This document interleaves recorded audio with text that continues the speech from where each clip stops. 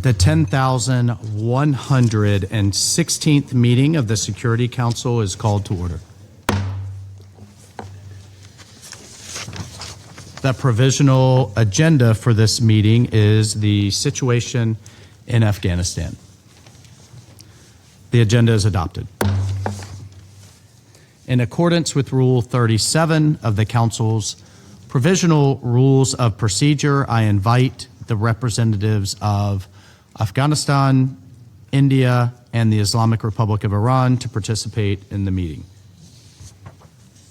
It's so decided. The Security Council will now begin its consideration of item 2 of the agenda.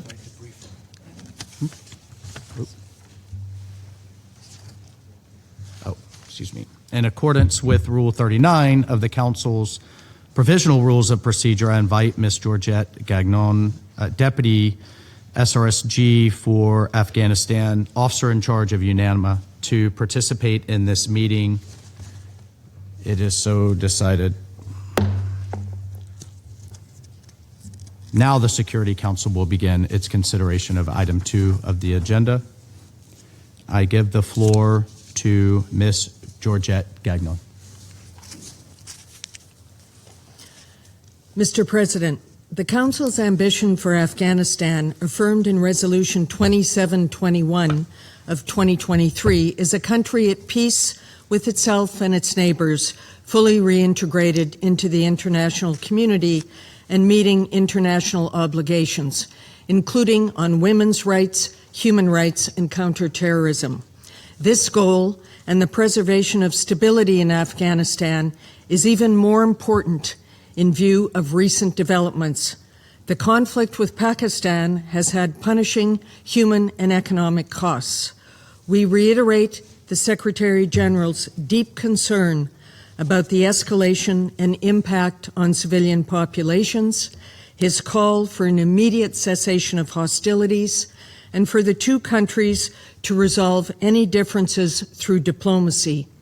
We urge both sides to recommit to a ceasefire without delay and safeguard the protection of civilians. I also reiterate our request to ensure the free flow of humanitarian assistance into Afghanistan.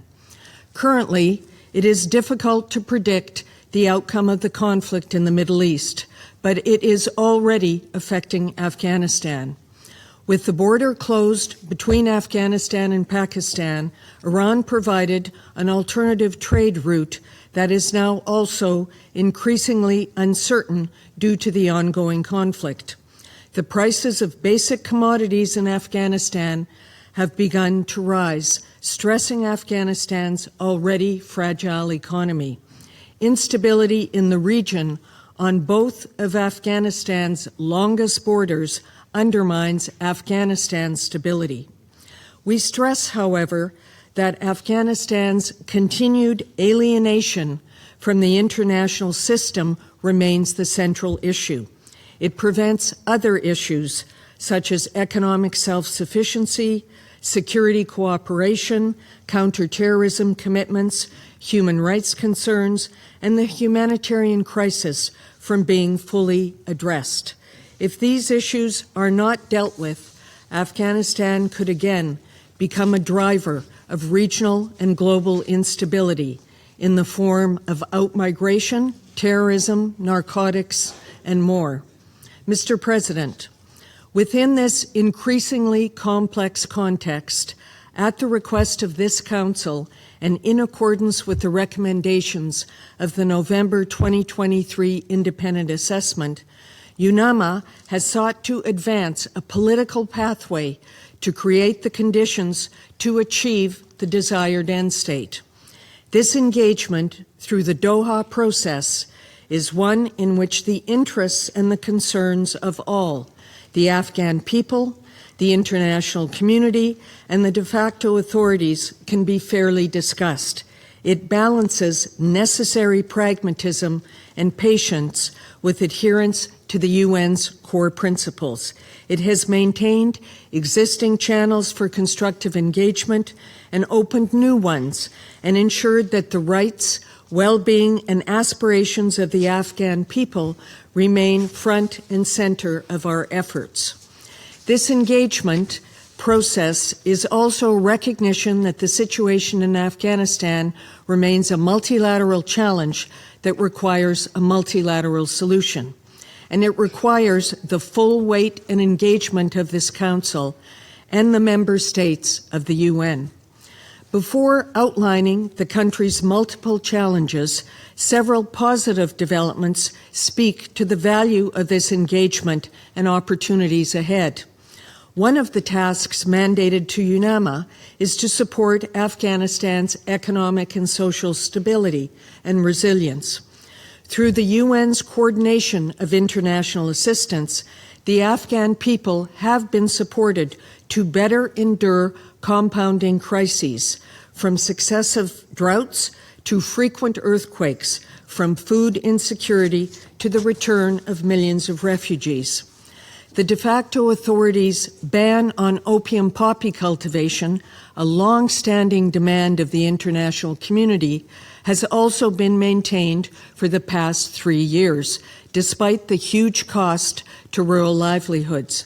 The latest UNODC survey results show the land given over to opium poppy cultivation in 2025 was just 10,200 hectares, 20% lower than in 2024, and a minimal fraction of the pre-ban levels recorded in 2022. More support from the international community is needed to maintain the gains made on counter-narcotics. Despite sanctions and limited revenues, the de facto authorities have initiated large-scale infrastructure projects that could contribute to Afghanistan's economic development if they can be completed. The country has also absorbed 5.5 million Afghans returning from neighboring countries since September 2023, with declining international assistance and without evident social breakdown. These developments have fed into constructive engagements in our political efforts.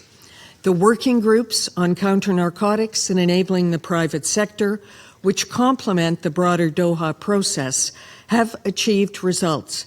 We've seen more robust expert exchanges, greater transparency, and the unlocking of more resources to support the Afghan people. The private sector is also one of the few areas where there is some space for Afghan women to exercise their initiative and independence.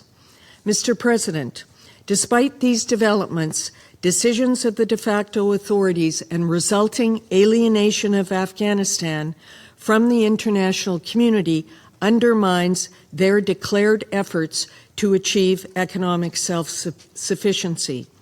The policies the de facto authorities have imposed on the Afghan people, particularly on education for girls and women, have the effect of depleting the country's substantial human capital over the medium and long term. It remains an extraordinary act of harm against not only Afghan women and girls, but all Afghan people. The humanitarian situation is taxing the resilience of Afghan communities. Since 2021, international partners have responded generously to address urgent humanitarian needs. This year, however, the humanitarian crisis is worsened by significant funding cuts, growing needs, including due to large-scale return of refugees, and policies of the de facto authorities that prioritize ideological rigidity over the well-being of the Afghan people. Restrictions on women working in the humanitarian sector is one clear example. Major urban centers are stretched far beyond their capacity.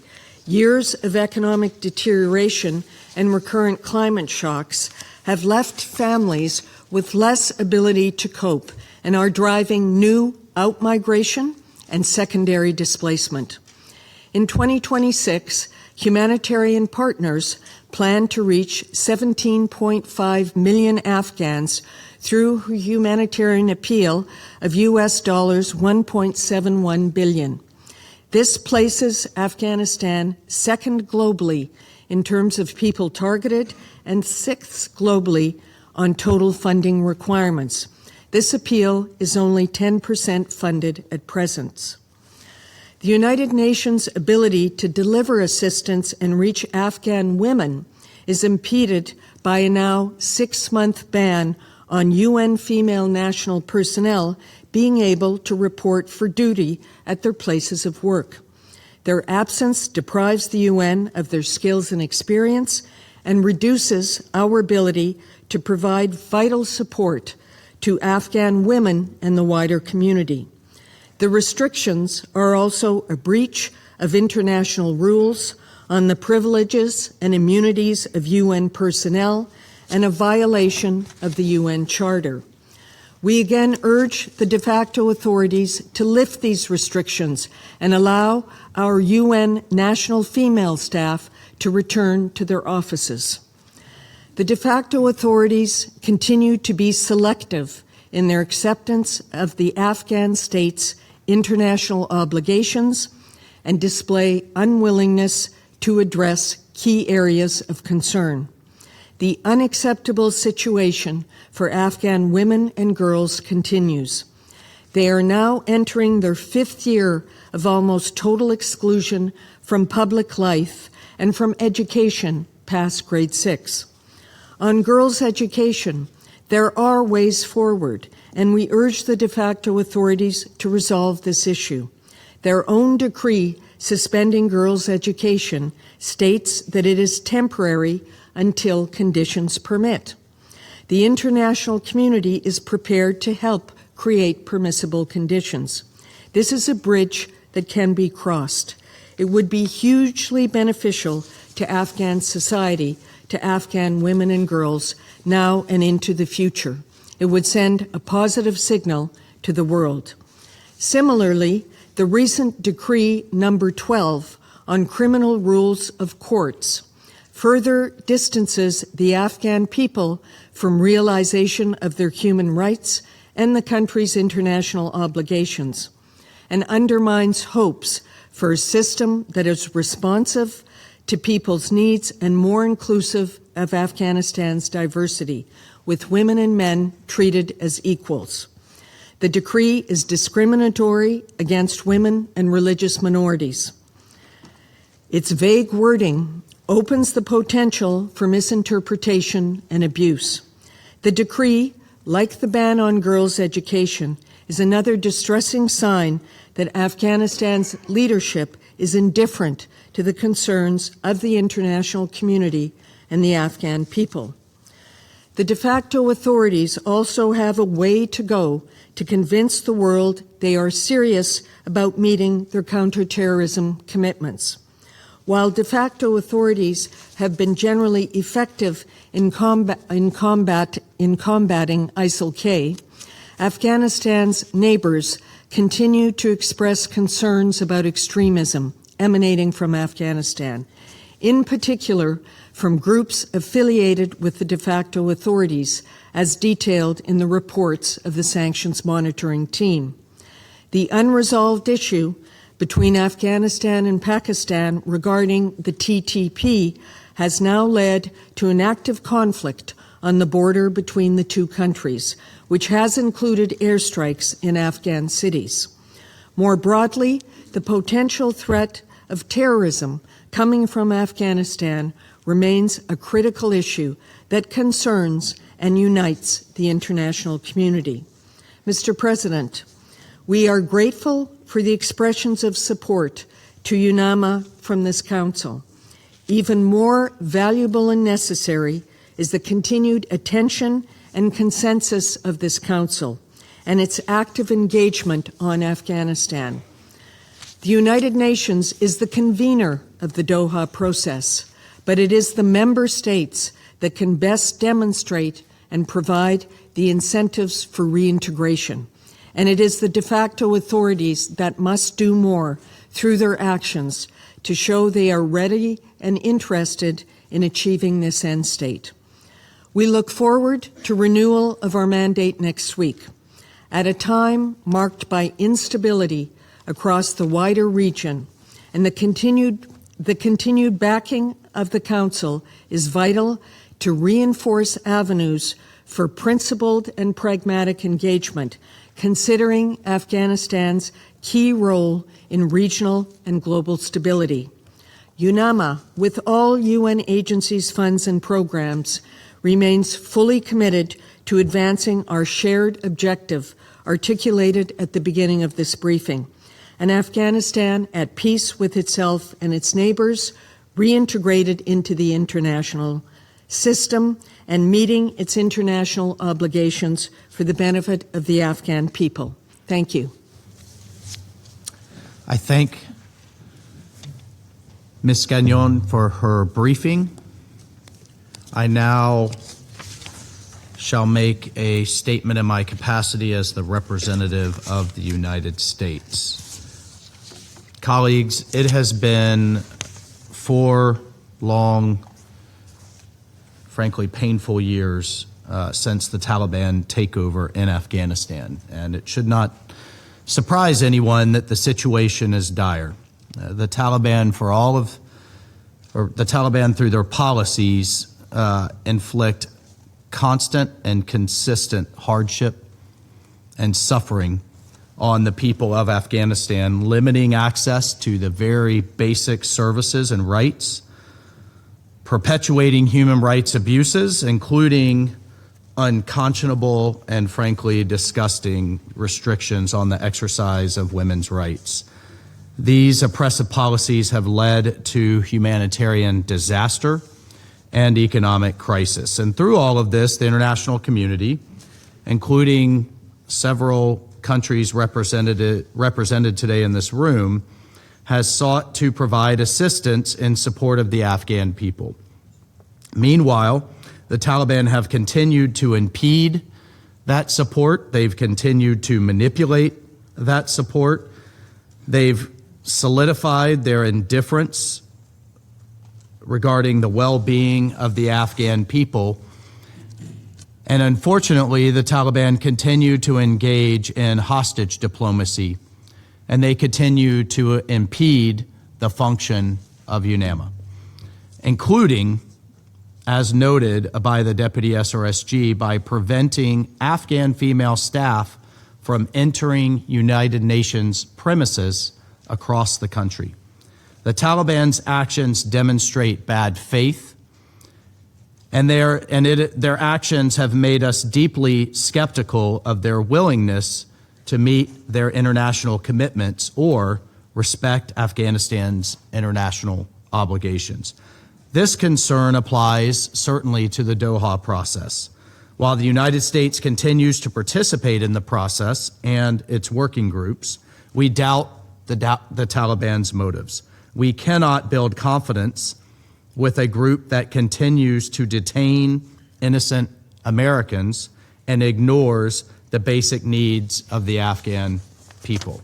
Colleagues, in light of the Taliban's intransigence, we must carefully evaluate the utility of international assistance and engagement in Afghanistan. UNAMA's budget is the largest of any special political mission in the world, even after a reduction in its 2026 budget by 15%. This council must consider carefully the funds we collectively provide for this mission's budget when the mission's female national staff are not even able to go into the office to work. The Deputy SRSG cited a $1 billion shortfall, a requirement for humanitarian aid. I would submit that perhaps the international community would be more willing to fill that shortfall if the Taliban were not excluding half of its own population from basic rights and responsibilities. The United States' top priority in Afghanistan remains the protection of U.S. citizens and of the U.S. homeland, which includes mitigating terrorist threats emanating from Afghanistan and securing the release of all those unjustly detained. We welcome last month's renewal of the mandate for the monitoring team for UN Security Council sanctions on the Taliban.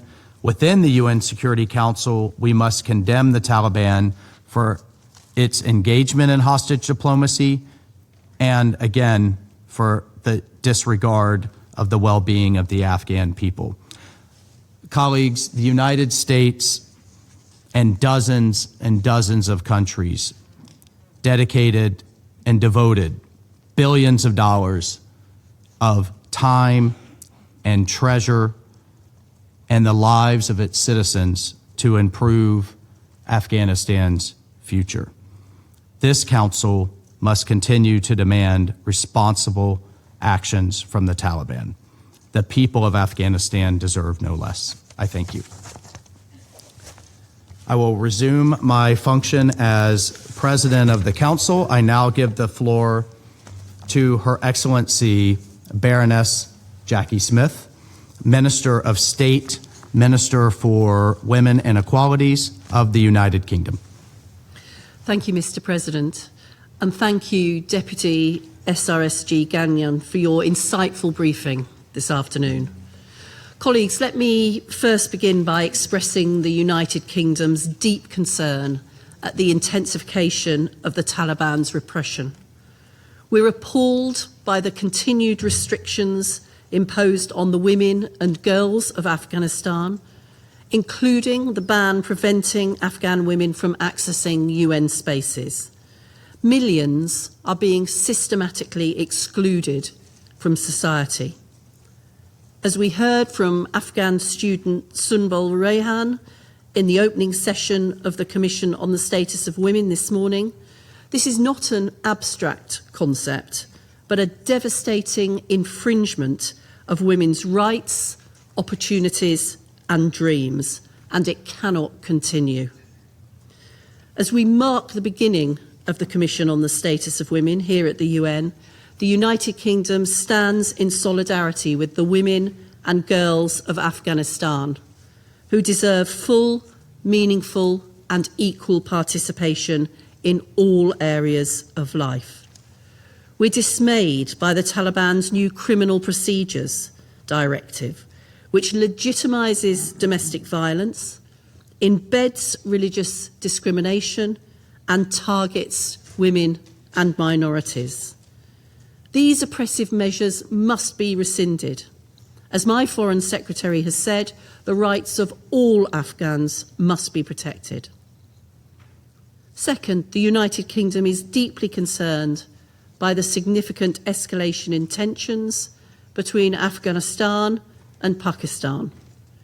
We call for de-escalation and re-engagement in mediated dialogue. Finally, the United Kingdom is a long-standing and major donor to Afghanistan, providing over $200 million this financial year for vital life-saving and basic services support to the country's most vulnerable people, especially women and girls. We're therefore deeply dismayed by the Taliban's refusal to allow essential health and nutrition supplies over the border into Afghanistan. This is having a severe impact on the delivery of aid. It is vital that these goods are allowed to enter Afghanistan without obstruction and without delay. 22 million people across the country remain in dire need of humanitarian assistance. Colleagues, progress in Afghanistan requires the Taliban to engage meaningfully in the UN process. This is the path towards the goal which we collectively agreed in Resolution 2721 of an Afghanistan that is at peace with itself and its neighbours, fully reintegrated into the international community and meeting its international obligations. The United Kingdom supports the efforts of UN leadership and UNAMA in this regard, and looks forward to continuing to work together with our international and regional partners to this end. Thank you. I thank Her Excellency Baroness Jackie Smith for her statement. I give the floor to the representative of China. 谢谢主席。 Thank you, President. I thank Deputy Special Representative Gagnon for her briefing and appreciates the effort of UNAMA to help Afghanistan rebuild, develop, and engage in dialogue with the international community. At present, Afghanistan is facing multiple challenges, including humanitarian development, counterterrorism, and human rights challenges. The Afghan government and all parties concerned should work together to promote the stabilization and development in Afghanistan and its early integration into the international community. I wish to make the following points. First, improving people's livelihood is a top priority. In Afghanistan, there are still nearly 22 million people in need of humanitarian assistance, with more than 30 million people living on less than $1 a day. Explosive remnants of war continues to cause civilian casualties, while the return of millions of refugees and frequent natural disasters further exacerbate the humanitarian crisis and development challenges facing the country. Regrettably, some countries have drastically reduced or even halted their assistance to Afghanistan, forcing many relief programs of the UN and international humanitarian agencies to shut down last year. As a result, problems such as food insecurity, public health challenges, and malnutrition among children and pregnant women have become even more severe. We call on traditional donors, especially those countries that bear historical responsibility for Afghanistan, to immediately resume and increase assistance and to translate their concerns for the Afghan people into concrete action. The overseas assets of Afghanistan's central bank belong to the Afghan people. Relevant countries should return them in full and lift illegal unilateral sanctions on the country. China welcomes the multiple meetings held by working groups on private sector development and counter-narcotics under the Doha process and the positive progress achieved. We support these working groups in playing a positive role in improving Afghanistan's financial system and promoting alternative livelihood, thereby helping Afghanistan strengthen its capacity for self-sustained development. Second, it is imperative to safeguard the basic rights and interests of the people. In recent years, Afghan girls have not been able to receive modern education beyond the 6th grade, and women's basic rights and interests such as employment, access to healthcare, public services, and participation in social life have become increasingly restricted. This not only harms the physical and mental well-being of Afghan women, but also does not contribute to social stability or economic development.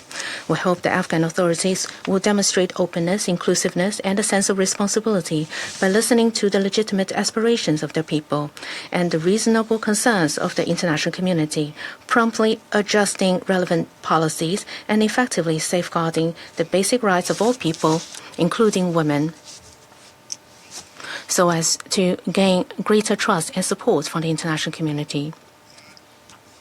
The prolonged inability of Afghan female staff members of the UN to return to their posts has directly affected the effectiveness of the international assistance to Afghanistan.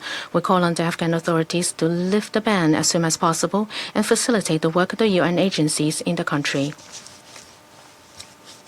Third, eliminating terrorism is the foundation of security. According to the UN report, terrorist groups such as ISIL-K, Al-Qaeda, ETIM, TTP, and BLA remain active in Afghanistan, posing serious threat to Afghanistan and its neighboring countries. In January this year, a terrorist attack on a Chinese restaurant in Kabul caused multiple casualties, including Chinese nationals. China strongly condemns and firmly opposes terrorism in all its forms and urges the Afghan authorities to conduct thorough investigation to establish the facts ASAP and bring the perpetrators to justice. We call on the Afghan side to recognize the grave harm posed by terrorism. strengthen counterterrorism cooperation with regional countries, and resolutely eliminate all terrorist forces operating from Afghan territory in order to maintain regional stability and security. The recent escalation of conflicts between Pakistan and Afghanistan has caused heavy casualties on both sides. China is deeply concerned and saddened by this development. We call on both sides to remain calm and exercise restraint, realize ceasefire as soon as possible, and promptly and properly resolve the differences through dialogue and negotiation. China has been actively mediating the Pakistan and Afghanistan tensions through its own channels, and we stand ready to continue playing a constructive role in easing the situation and improving relations between the two countries. President, Afghanistan has endured decades of conflicts and turmoil, and its people long for peace and stability. Addressing the multiple challenges facing Afghanistan requires continued engagement and dialogue between the international community and Afghan authorities, with goodwill and sincerity from all sides to find effective ways to address each other's concerns. China welcomes the recent visit of USG DiCarlo to Afghanistan and supports continued constructive engagement between the UN and Afghanistan. We look forward to more substantive progress in the Doha process. The Security Council should adapt to the evolving situation and adjust the 1988 sanctions regime in a timely manner, particularly by resuming the package of travel ban exemptions ASAP to facilitate engagement and dialogue. The mandate of UNAMA will expire in mid-March. As the penholder on Afghanistan in the Security Council, China will work to build consensus among Council members and support the smooth renewal of UNAMA's mandate so that the mission can continue to play a positive role in advancing political settlement of the Afghan issue and promoting long-lasting peace and stability in Afghanistan. Thank you, President. I thank the representative of China for the statement. I give the floor to the representative of Russia. Mr. President, we thank the Deputy Head of the UN Assistance Mission in Afghanistan, Georgette Gagnon, for the assessment of the situation in Afghanistan that we just heard. Russia consistently has been supporting the efforts of UNAMA within the framework of the mandate it has, and we expect that there will be an increasing level of mutual trust between the Afghan government and the UN personnel. We have taken note of the report of the Secretary General on the situation in the country, and we would like to note the following.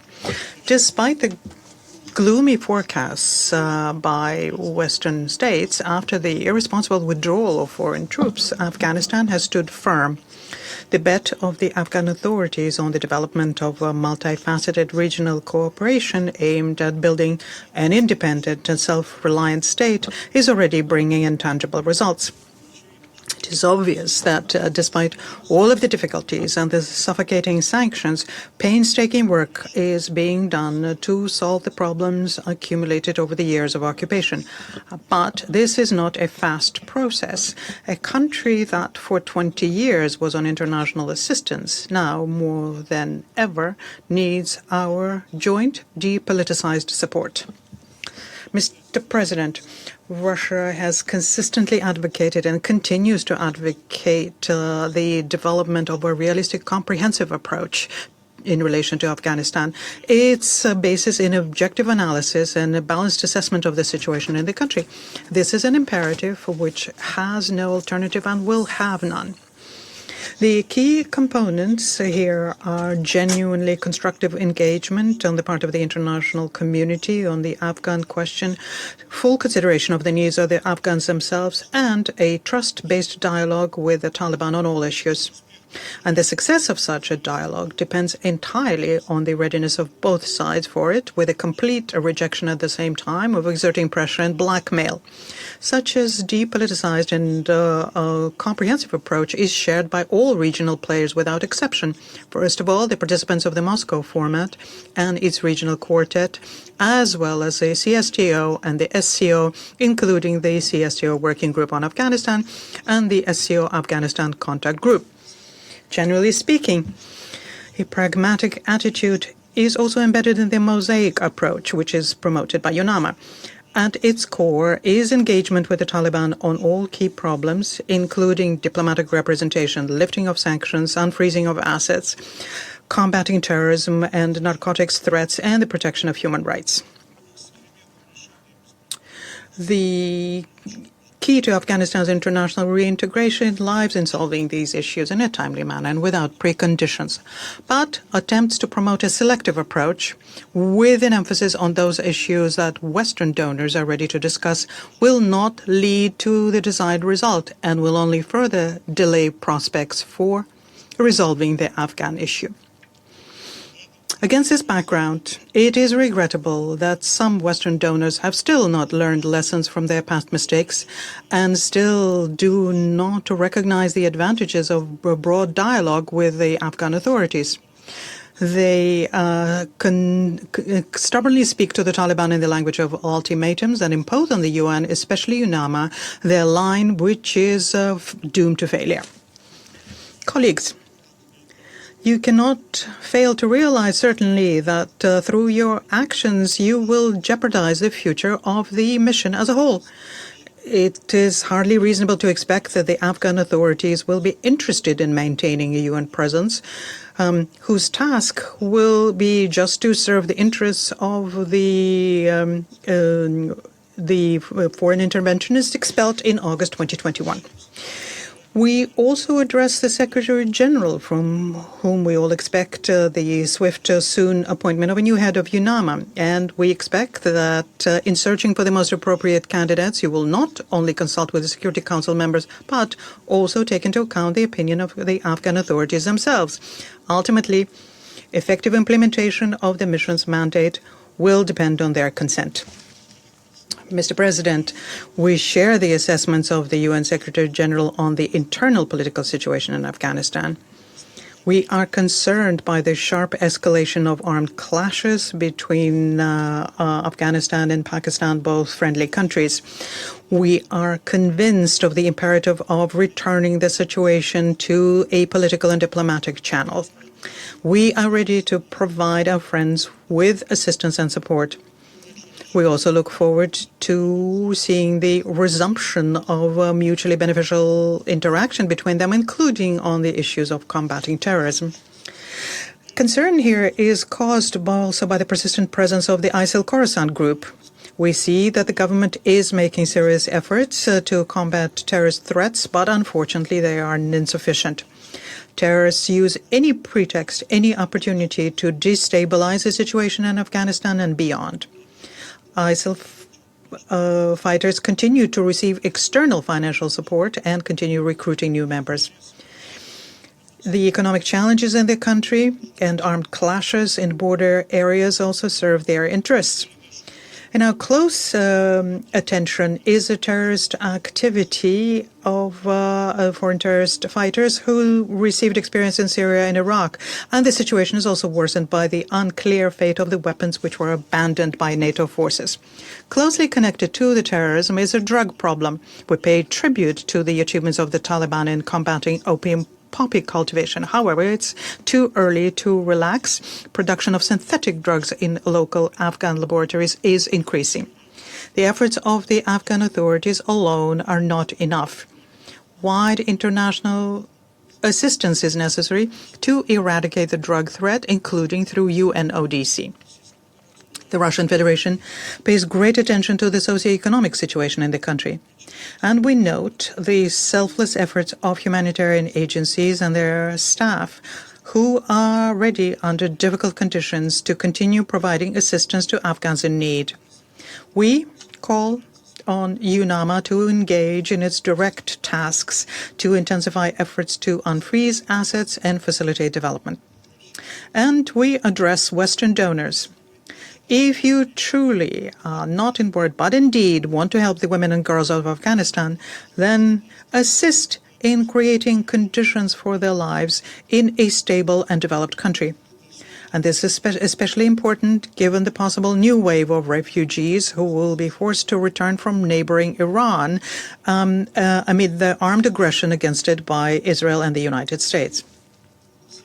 Russia, on a permanent basis, provides assistance to the people of Afghanistan.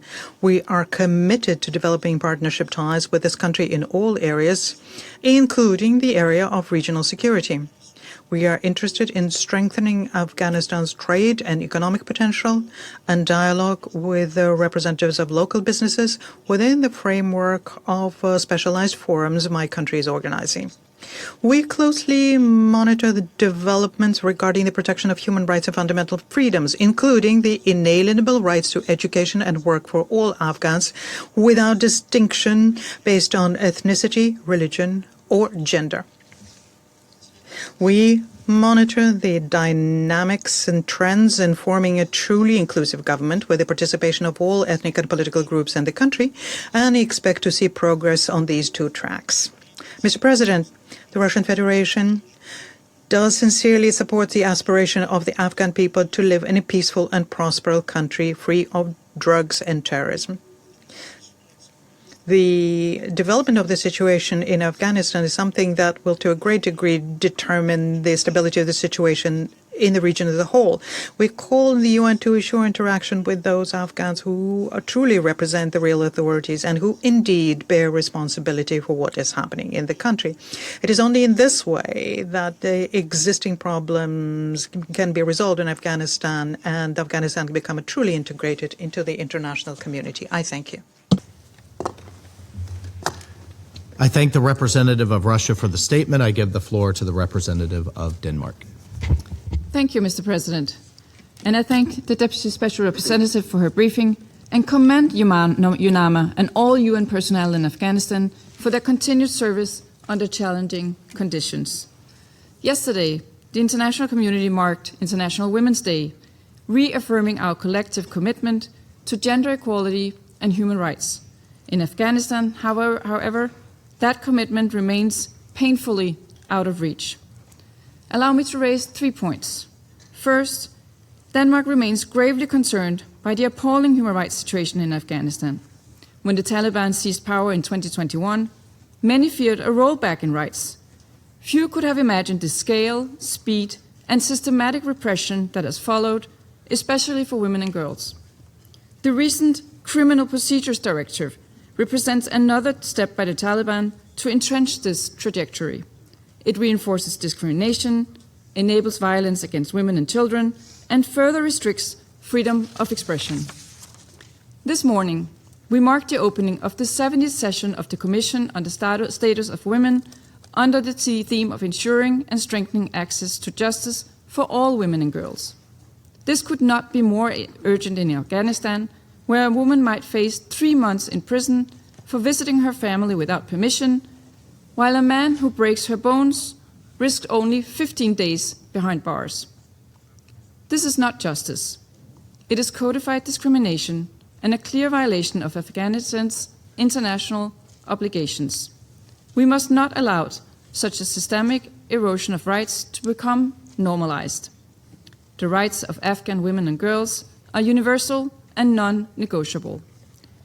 Denmark demands that the Taliban immediately reverse this directive and other restrictive measures, including the ban on women's access to medical education. We also urge the Taliban to lift the ban of Afghan female UN staff without delay.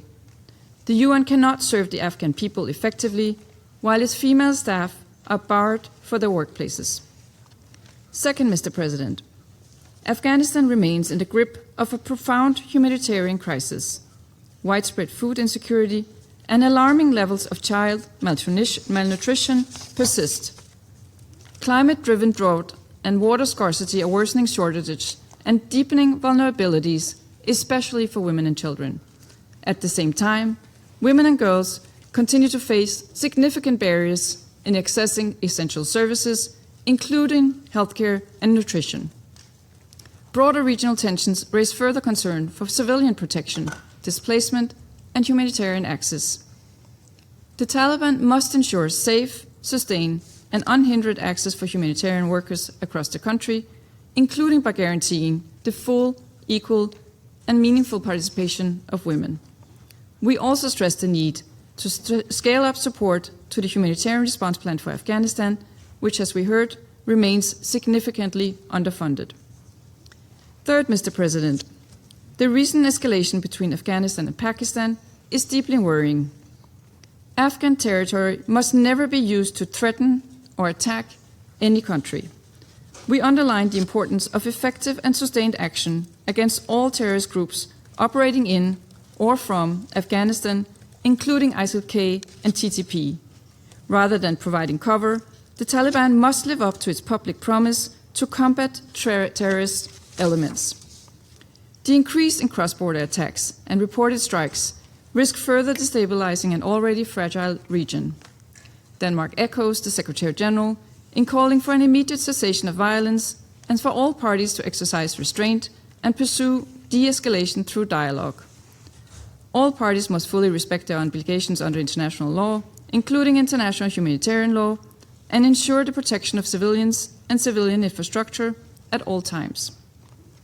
In closing, Mr. President, Denmark supports an integrated and principled international approach to Afghanistan. The Doha process continues to provide an important framework for engagement, but it must remain anchored in clear principles and Afghanistan's human rights obligation. As we approach the renewal of UNAMA's mandate, let me reiterate Denmark's strong support for the mission. In a context of deepening human rights violations, humanitarian crisis, and regional tensions, UNAMA remains indispensable. Denmark stands ready to work with all Council members to secure a strong UNAMA mandate and to support the Afghan people in the pursuit of dignity, human rights, and lasting peace. I thank you. I thank the representative of Denmark for the statement. I give the floor to the representative of Panama. Gracias. Thank you, Mr. President. We thank the Deputy Special Representative for Afghanistan, Ms. Georgette Gagnon, for her briefing. And we recognize the crucial work done by the United Nations Assistance Mission in Afghanistan. We welcome to the Chamber Her Excellency Baroness Jackie Smith, Minister of State of the United Kingdom, and we also welcome to the Chamber representatives of the countries that do us the honour of participating in this meeting today. Panama notes with grave concern the worsening of the situation for women and girls in Afghanistan. The persistent restrictions placed on girls' access to secondary and higher education, together with the provisions recently adopted by the de facto authorities through new national legislation, raise serious questions about the social and economic future of the country. According to the United Nations High Commissioner for Human Rights, this new normative framework incorporates into the national legal order restrictions which directly affect women and girls. These include provisions which limit their freedom of movement, erode the protections they enjoyed against domestic violence, and ratchet up mechanisms for moral control within the family environment. These provisions institutionalize patterns of discrimination which are incompatible with Afghanistan's international obligations in the field of human rights. These provisions also compromise the country's prospects for development because no society can thrive when half of its population remains excluded from education, employment, and public life. These restrictions also affect the functioning of the United Nations system in the country. The ban which forbids Afghan women from working in United Nations offices, constitutes unjustified discrimination. Discrimination which stymies the implementation of UNAMA's mandate and undermines its ability to provide effective assistance to Afghanistan's people. President, the threat of terrorism remains one of the most serious challenges to the stability of Afghanistan and of the region. The most recent report of the Secretary General documents the presence and activity of terrorist groups such as ISIL-K and TTP, among others. These groups continue to represent a significant threat both for civilians and for the security of Afghanistan, and for the security of neighbouring countries and of the region in general. The persistence of these threats lays bare the crucial importance of ensuring that Afghanistan does not become an arena which enables the operation of terrorist groups. Some states in the region, such as Pakistan, are already directly weathering the consequences of this threat. Consequently, preventing the scenario outlined above requires sustained efforts and decisive international cooperation. Panama is of the view that the fight against terrorism is a shared responsibility because no country is ever entirely safe from this threat. Terrorism is our common enemy, and our response must be rooted in the principle of the responsible cooperation between states. Finally, President Panama believes that Afghanistan's future must be built in such a way as to avoid the country once again descending into a cycle of violence and widespread conflict.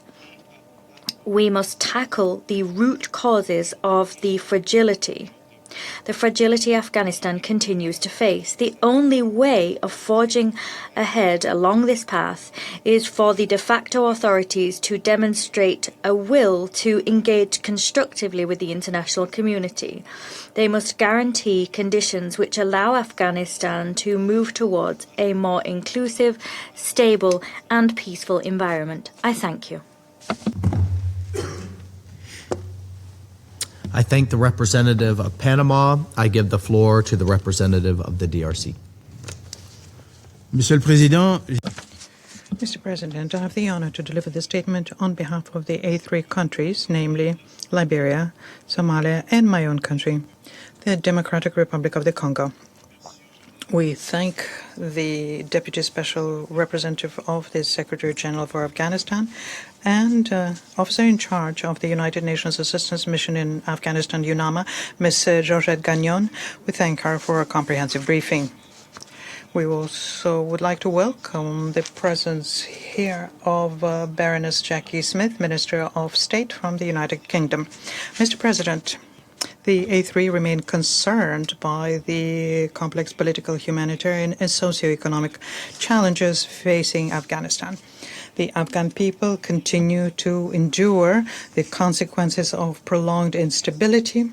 In addition to that, there is economic hardship and limited access to basic services. The A3 reaffirmed the importance of sustained international engagement in support of the Afghan people. And in this regard, the A3 would like to highlight the following points. First, the A3 group reiterates its strong commitment to the sovereignty, independence, territorial integrity, and national unity of Afghanistan. Second, the A3 reiterates its unfailing support for the continued work of UNAMA, as we at the same time underscore the critical role played by UNAMA as a key platform for international engagement and coordination of humanitarian and development efforts in Afghanistan. And with this in mind, we emphasize the importance of ensuring that the mission is able to operate under conditions that allow it to effectively carry out its mandate, including through safe and unhindered access for United Nations personnel and partners. Third, the A3 expresses its deep concern over the worsening humanitarian situation in Afghanistan as the cumulative effects of declining international assistance, large-scale return of displaced populations, natural disasters, and disruptions in regional trade continue to exert immense pressure on Afghan communities. The A3 is gravely alarmed by the sharp deterioration in food security, with 21.9 million people projected to need humanitarian assistance in 2026.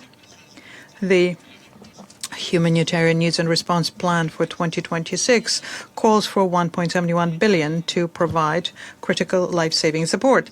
And the A3 commends the persistent efforts of the United Nations and humanitarian partners working under extremely difficult conditions and urges donors to act swiftly to close the funding gaps.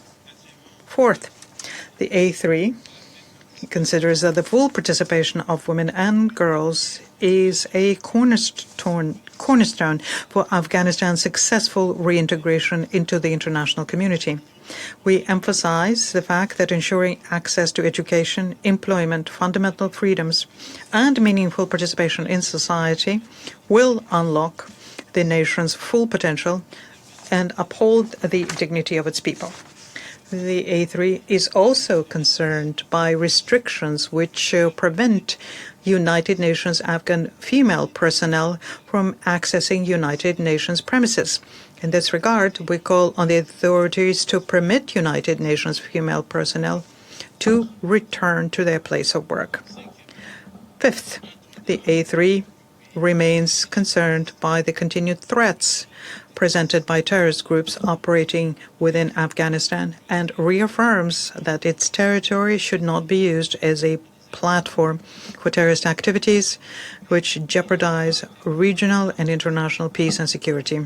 Furthermore, the A3 urges countries of the region to intensify support for efforts to address and counter threats from terrorist organizations operating in Afghan territory. In this regard, the A3 underlined the importance of the Security Council sanctions regime concerning Afghanistan and reiterates their support for the work of the 1988 Sanctions Committee. Sixth, the A3 reiterates that engagement between the international community and Afghanistan is crucial for Afghanistan's sustainable peace, stability, and social and economic development. We note the Secretary General's call on all members of the Doha process and the Afghan authorities to further engage in the proposed comprehensive approach as envisaged by Security Council Resolution 2721 of 2023 towards the objective of an Afghanistan fully reintegrated into the international community. To conclude, Mr. President, we stress the importance of a coordinated and integrated approach amongst political, humanitarian, and development actors in order to better address the multiple challenges facing the Afghan people.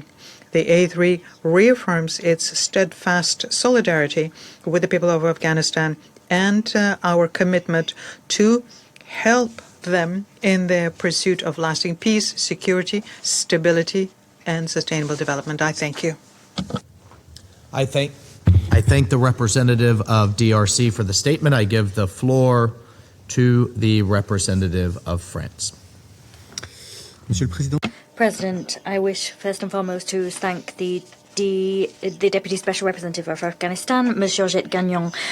Today, we saw the opening of the CSW. France at this time wishes to express its unwavering solidarity with Afghan women and girls. France firmly condemns the Taliban's continuation of their systematic policy violating the rights of women and girls. The new so-called decree on the criminal rules of courts makes women second-class citizens by stripping them almost of their status as human beings. It's a new illustration, an unacceptable one indeed, of the Taliban's continued violations of their rights. This decree, if it can really be called a decree, further entrenches the codification of gender segregation practiced by the Taliban. The systematic violations of women's rights constitute gender persecution, a crime against humanity pursuant to the Rome Statute. These inhumane acts cannot go unpunished. The Taliban's violations of their international obligations are also being seen in the fight against terrorism. The Afghan territory continues to be used by terrorist groups to wage attacks against countries in the region and beyond. In accordance with Council Resolution 2593, France calls upon the Taliban to take concrete measures to combat terrorism, in particular Daesh al-Khorasan, Al-Qaeda and the TTP. In view of these developments, the international community must candidly ask itself whether its engagement strategy and its long-term goals are really effective. Since the launch of the Doha process more than 3 years ago, the Taliban has responded to our engagement only with more provocations and more violations of international obligations and of the resolutions of this Council.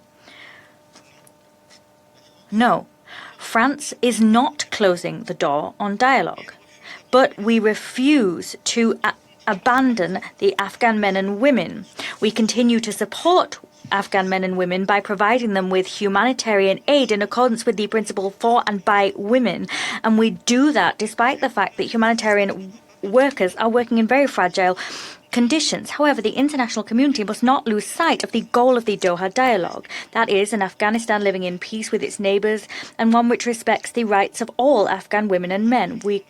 Let us recall that measures taken as part of the Doha process must be commensurate with the loftiness of that goal and the seriousness of the situation. President, France commends the work of UNAMA and that of all the agencies, funds and programs of the United Nations present in the country. We support UNAMA in the implementation of all of its mandate in all of its facets, including the facilitation of an inclusive political process and human rights protection. We welcome the recent visit made by the USG to Kabul to convey firm messages to the Taliban regarding the demands of the international community. The ban on Afghan women employees from them accessing UN processes was opposed by the Taliban 6 months ago and is unacceptable. These restrictions prevent UNAMA from implementing the mandate bestowed upon it by this Security Council. It's up to this Council to ensure that its resolutions are respected, beginning with resolutions 2593 and 2681. Finally, France calls for the expeditious appointment of a new SRSG. We reiterate our support for UNAMA as it discharges its political mandate. Thank you. I thank the representative of France for the statement. I give the floor to the representative of Bahrain. Mr. President, allow me at the outset to thank the United States of America, the President of the Council for this month, for convening this meeting. I also thank Ms. Georgette Gagnon, Deputy Special Representative for Afghanistan, Officer in charge of the United Nations Assistance Mission in Afghanistan, UNAMA, for her work and her valuable briefing. Mr. President, humanitarian, economic, human rights, and security challenges intersect in Afghanistan today with direct implications for regional stability. The Secretary General's latest report makes clear that these challenges are worsening amid a deteriorating human rights situation, particularly the rights of women and girls, as well as a decline in international assistance, large-scale return of population, natural disasters, and continuing terrorist threats and attacks.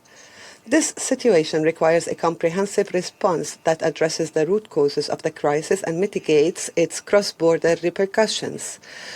The report also highlights the continued systematic discrimination against women and girls, their deprivation of the right to work and education, as the education ban approaches its 5th year. The Kingdom of Bahrain reaffirms that lifting the restrictions imposed on women and girls is an indispensable step toward promoting stability and recovery.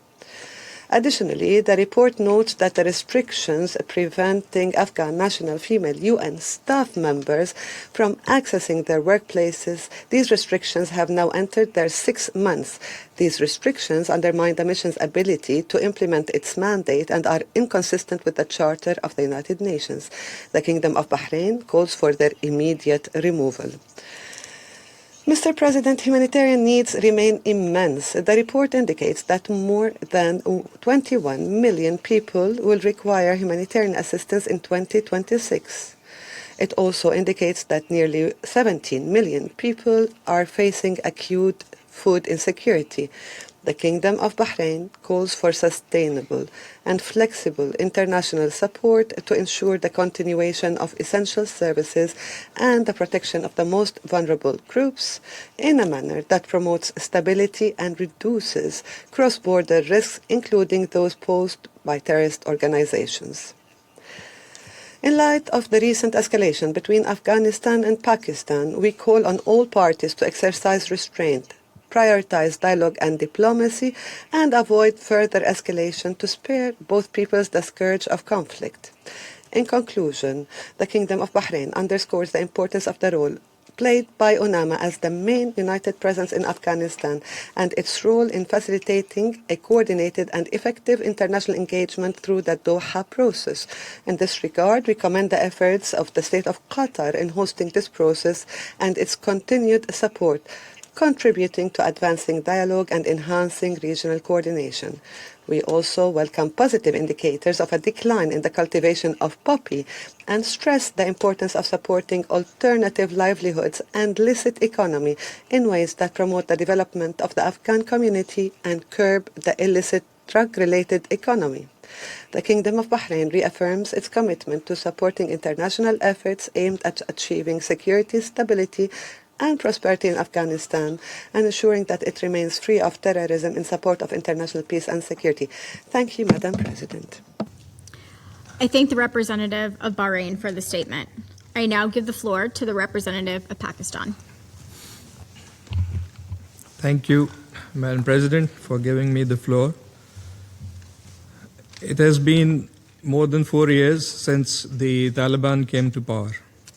It was hoped that the Taliban would transform and evolve into a responsible governing entity and lead the country into a new era of peace and prosperity with good neighborliness and adherence to international obligations. As an immediate neighbor, in order to secure a peaceful and stable Afghanistan, Pakistan regularly facilitated dialogue and engagement with the Taliban authorities. And last year, for example, we had a series of high-level visits to Kabul, presenting a number of initiatives assisting in humanitarian relief efforts, offering bilateral trade incentives, liberalized visa regime, transit concessions, and participating in regional platforms to help Afghanistan integrate with the region and beyond. And to recall here that to facilitate direct dialogue, the international community had also extended an olive branch to the Taliban during the Doha III process with the expectation that they would deliver on 3 key international demands, that is, counterterrorism, human rights, and inclusive governance. And I think it's clear from today's discussion also that regrettably they have failed to deliver on all 3 counts. Madam President, today Afghanistan is a sanctuary for terrorist groups and proxies, a reality acknowledged by global assessments, including UN reports and UN monitoring team. This has destabilized the region with dire consequences and security challenges for its immediate neighbors, particularly Pakistan. Terrorism emanating from Afghan soil poses a grave threat not only to its immediate neighbors but also to the broader region and beyond, undermining regional and international peace and security. Terrorist entities including TTP, BLA, and its Majid Brigade, ISIL-K, Al-Qaeda, and ETIM enjoy safe havens inside Afghanistan, from where they launch cross-border infiltration, violent attacks, and suicide bombings. Elements within the Taliban regime have chosen the path of complicity and active support of these groups with external backing and sponsorship of our eastern neighbor, a known opportunist and spoiler, providing logistical support and financing to wage a proxy war against Pakistan. Pakistan has since witnessed a surge in terrorist attacks, planned, financed, and orchestrated from Afghan soil under the Taliban regime's direct watch. We have lost thousands of lives to terrorism-related incidents since the Taliban takeover. And just last month, more than 175 innocent Pakistani lives were lost, including in 3 suicide attacks. We would like to warn that spillover effects of the terrorism nurturing in Afghanistan will not remain confined to Pakistan. Madam President, Pakistan has always prioritized dialogue. Numerous diplomatic efforts were made to counsel the Taliban and to convey our concerns. Recent mediation efforts facilitated by the sincere support of brotherly countries, particularly Qatar, Turkey, and Saudi Arabia, also have not yielded the desired results. The Taliban's continued failure to undertake substantive action, their rigid reluctance to provide assurances and guarantees, and refusal of their leadership to publicly denounce and condemn terrorist groups such as the TTP and BLA highlights the scale of their complicity and active support. Terrorist groups are collaborating through joint training, illicit weapons acquisition, and coordinating attacks. But Pakistan will not sit idle while suffering from terrorist acts from across the Afghan border that target our border posts, law enforcement agencies, and civilian infrastructure, including public spaces of worship and schools. We have confiscated large caches of sophisticated military-grade modern equipment left behind by foreign forces in Afghanistan during our counterterrorism operations. Madam President, after showing maximum restraint, on 21st and 22nd of February, Pakistan carried out intelligence-based selective targeting of 7 terrorist camps and hideouts belonging to the TTP and its affiliates and the ISIL-K and the bordering regions with precision and accuracy. But on 26 February, the Taliban publicly declared their decision to initiate hostilities against Pakistan across multiple border locations with unprovoked firing and shelling of border posts and military installations. In exercise of its right to self-defense, Pakistan took retaliatory measures against hostile targets and logistical bases used by terrorist groups. Our actions have been proportional, based on careful planning with necessary due diligence and directed solely against identified terrorist camps and support bases. Pakistan will take all necessary defensive measures for the protection of its citizens, territory, and sovereignty. Our counterterrorism operations will continue for as long as it takes to degrade the combat capabilities of terrorist groups and support infrastructure. While UNAMA mentions the reported civilian casualties during cross-border clashes, it has not presented a realistic overview of Afghanistan's security dynamics and efforts to prevent illicit trade and destabilizing accumulation of small arms and light weapons and their diversion in Afghanistan and the region, as mandated by the Council. The presence of terrorist entities in Afghanistan cannot be delinked from the security situation.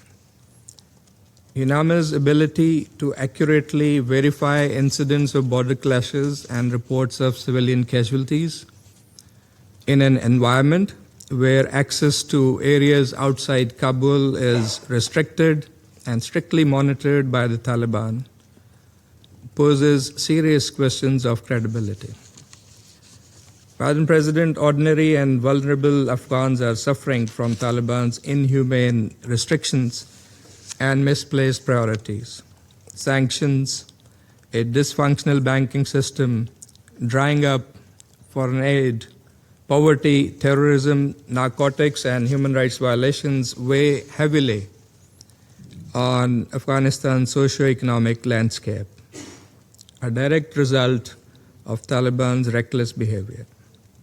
Continued restrictions on women and girls inside Afghanistan are inconsistent with Islamic traditions and norms of Muslim society. Pakistan fully shares the international community's concerns on human rights and the discriminatory treatment of women and girls. Increasing financing gaps in humanitarian needs and response plan for 2026, requiring $1.71 billion for basic needs, demonstrates lack of support for a regime that is willing to sacrifice the welfare of its people for its own flawed policies. Madam President, for over 4 decades, Pakistan welcomed millions of Afghan refugees despite constraints and inadequate international support, coping with the huge caseloads of illegal Afghans without documentation, posing a serious threat to our security. These were not meant to be indefinite stays.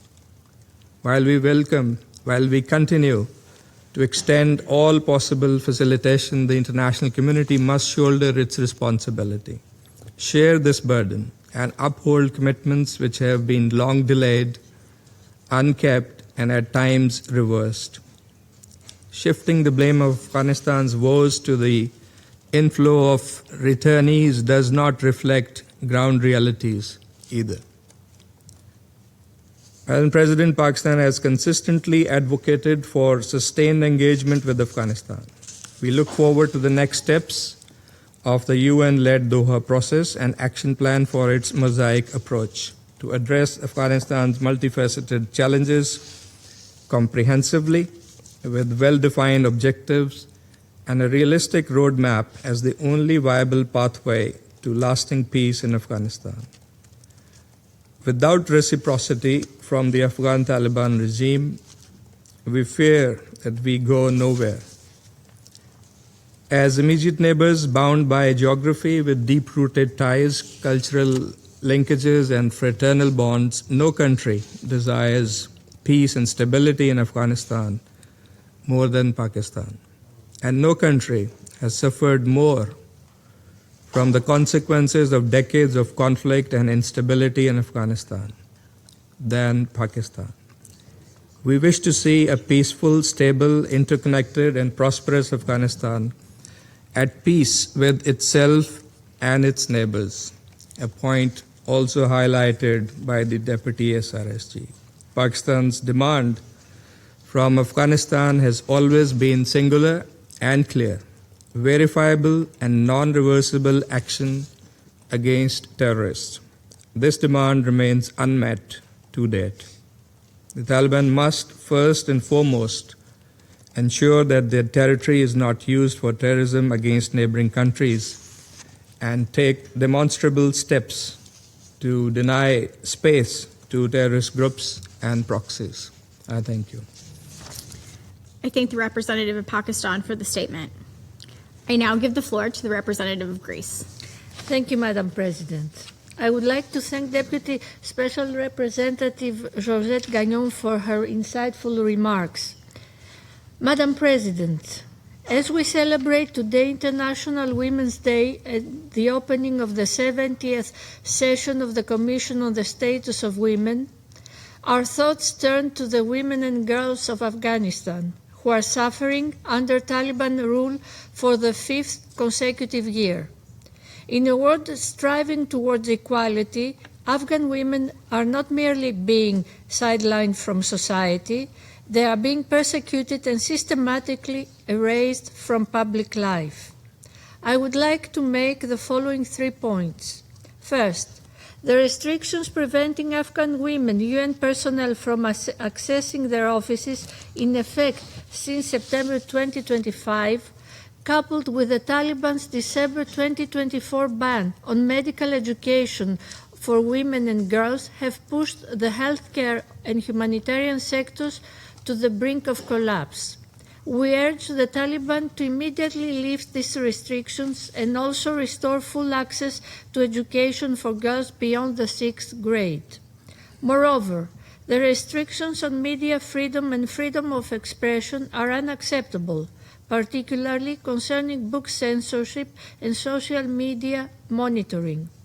We are also deeply concerned by the rising incidence of corporal punishment, public executions, arbitrary arrests and detentions, extrajudicial killings, as well as torture and ill treatment of the Afghan population.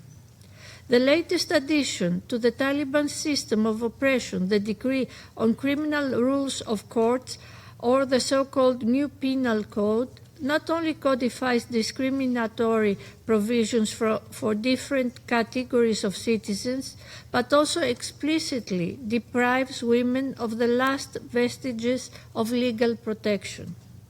In view of the above, we support all means of accountability, including the recently established independent investigative mechanism for Afghanistan.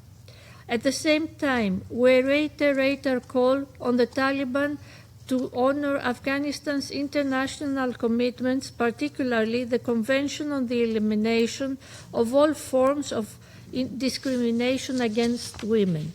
Second, we share the Secretary General's concern over the recent cross-border clashes between the Taliban and Pakistani security forces, which have resulted in numerous civilian casualties, including women and children, and the destruction of civilian infrastructure. We reiterate that the protection of civilians and strict adherence to international humanitarian law are of paramount importance. We call for a lasting cessation of hostilities through de-escalation, dialogue, and mediation of efforts. Moreover, the territory of Afghanistan should not be used to threaten or attack any country, and we call on the Taliban to take active measures to combat terrorism. At the same time, we call for the unhindered humanitarian access of aid destined to Afghanistan. As the country grapples with multiple humanitarian challenges, including acute food insecurity, recurring public health emergencies, and natural hazards, as well as unprecedented numbers of returnees, the continuation of hostilities poses a challenge to the effective delivery of life-saving assistance to the most vulnerable populations. Aid entering the country needs to be safely and expeditiously delivered across all of Afghanistan. Third, Greece reiterates its full support for UNAMA and the upcoming renewal of its mandate in its entirety, including provisions on human rights. At the same time, the proposed roadmap to foster a more coherent, coordinated, and structured engagement between the international community and the Taliban offers a clear path towards. However, its success depends on reciprocity. The recent visit of Under-Secretary General Di Carlo in Kabul is yet another testament to the international community's sincerity in this regard. It is now incumbent upon the Taliban to prove their good faith by upholding their international obligations and establishing the long-awaited mechanism to engage on UNAMA's comprehensive approach. Madam President, as Afghanistan experiences a period of fragile stability, let us remind the Taliban that sustainable economic recovery and international reintegration begin with the reintegration of women into Afghan society and the absolute respect for the human rights. I thank you. I thank the representative of Greece for the statement. I now give the floor to the representative of Colombia. Gracias. Thank you, Madam President. I wish at the outset to thank the Deputy Special Representative of the Secretary General, Ms. Georgette Gagnon, for her report. I also welcome the delegations here with us today. The recent developments lay bare the complex challenges that remain in Afghanistan, including the lack of truly inclusive governance and the persistent human rights violations. Colombia roundly condemns the systematic patterns of gender-based discrimination put into place and pursued by the de facto government. We wish to reaffirm that those acts constitute violations of international human rights law. The restrictions imposed by the de facto authorities have institutionalized structural barriers for women, young people, teenagers, and girls.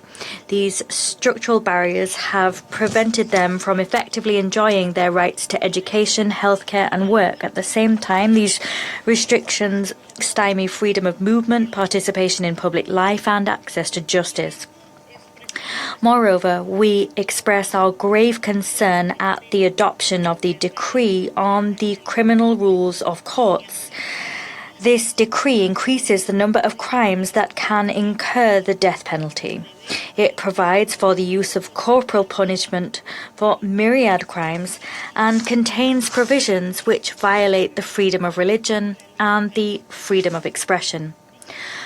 Moreover, that legislation fuels impunity for the perpetrators of gender-based violence because it eliminates punishment for acts which constitute gender-based violence. Madam President, it is unacceptable that the de facto authorities continue to prevent Afghan female UN staff from accessing UN facilities. This not only violates the rights and freedoms of women, it also undermines the ability to meet the humanitarian needs of women that continue to rise against a backdrop of scant resources. It has become particularly difficult to meet the needs of those women who are and have returned to Afghanistan. A large number of Afghan men and women have returned en masse to Afghanistan from neighbouring countries. With that in mind, we echo the Secretary General's appeal to guarantee that returns are voluntary, safe, dignified and supported to guarantee sustainable reintegration. The new cycles of violence in which schools are no longer safe spaces, particularly for children, and in which we are seeing attacks against hospitals, have made vast swathes of the returned population more vulnerable. We cannot continue to see the loss of civilian life and the damaging of civilian infrastructure as a result of attacks and clashes which affect the Afghan people. In this connection, Colombia appeals to all to guarantee rapid, safe, sustained and unfettered humanitarian access in accordance with international law. This is crucial in order to ensure that humanitarian personnel, including female humanitarian workers, are able to provide the assistance and essential services required by civilians. Let us here recall that respecting and enforcing international law under all circumstances and without exceptions is an obligation which itself includes protecting civilians and the infrastructure critical to their survival. It also includes protecting humanitarian personnel. Madam President, Colombia supports the United Nations Assistance Mission in Afghanistan, UNAMA. This mission is vital to achieve an Afghanistan which is peaceful and inclusive in nature for the benefit of the Afghan people as a whole. We appeal here to the de facto authorities to cooperate in a more structured fashion with UNAMA and to cease the continued and systematic discrimination against women and girls. That discrimination deprives half of Afghanistan's population of their rights and dignity and violates the country's obligations under international human rights law. I thank you. I thank the representative of Colombia for the statement. I now give the floor to the representative of Latvia. Thank you, Madam President. I would like to extend my utmost appreciation to Ms. Rochette Gagnon Deputy SRSG for Afghanistan, and the staff of UNAMA for their valuable work, especially as the conditions in which the mission operates become increasingly difficult. Madam President, I would like to raise 3 points. First, over 4 years, the Taliban have only further tightened their grip, becoming more oppressive and showing no progress, not even on the commitments they previously said they would pursue.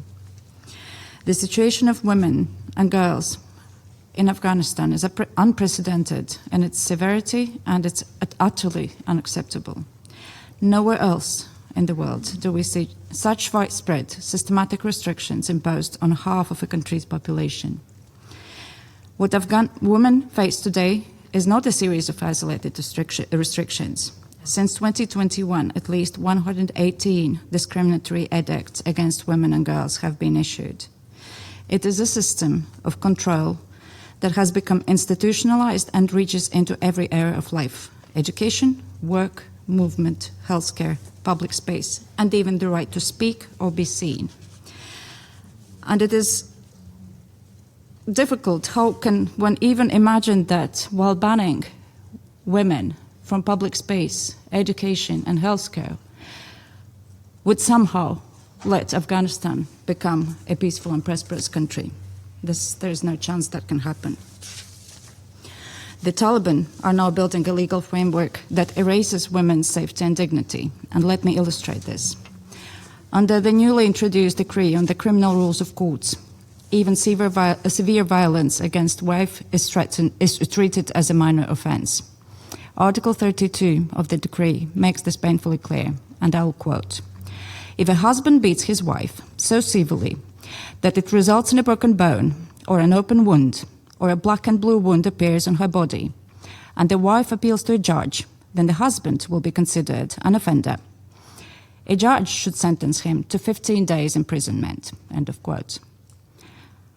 This tells every Afghan woman that her suffering is worth only 15 days of punishment, and only if she can show visible wounds while being forced to cover her body, and only if she can reach a judge while being accompanied by a male guardian who may well be her tormentor.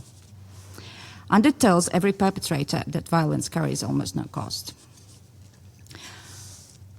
It is hard to see a starker illustration of the complete absence of access to justice, especially today, as the Commission on the Status of Women opens its 70th session with a focus on this very issue, and as we underscore the urgency of rights, justice, action on the International Women's Day. At the same time, Afghanistan is faced with one of the world's most severe humanitarian crises, we know, with more than 21 million Afghans requiring humanitarian aid. So ensuring unimpeded humanitarian access must remain a priority. And yet, even as these needs grow, the Taliban's ban on Afghan female staff accessing UN premises is still in place and enforced since 7 September 2025, despite the very explicit condemnation of this decision by the international community. That is a clear violation of the UN Charter and a direct obstacle to aid delivery, as Afghan women's work is indispensable to reaching women and girls. And we demand the Taliban to reverse all of these heinous policies immediately.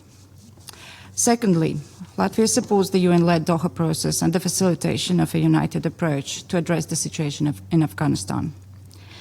And this process should include non-Taliban Afghans, the full and equal meaningful participation of women, as well as civil society, allowing them to take part in setting the agenda, as it is the future of their country is at stake.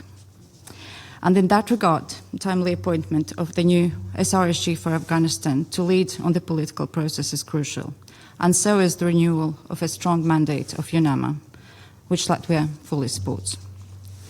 Third, not only have the Taliban failed to make any progress on human rights, but we also continue to witness further backsliding in other areas.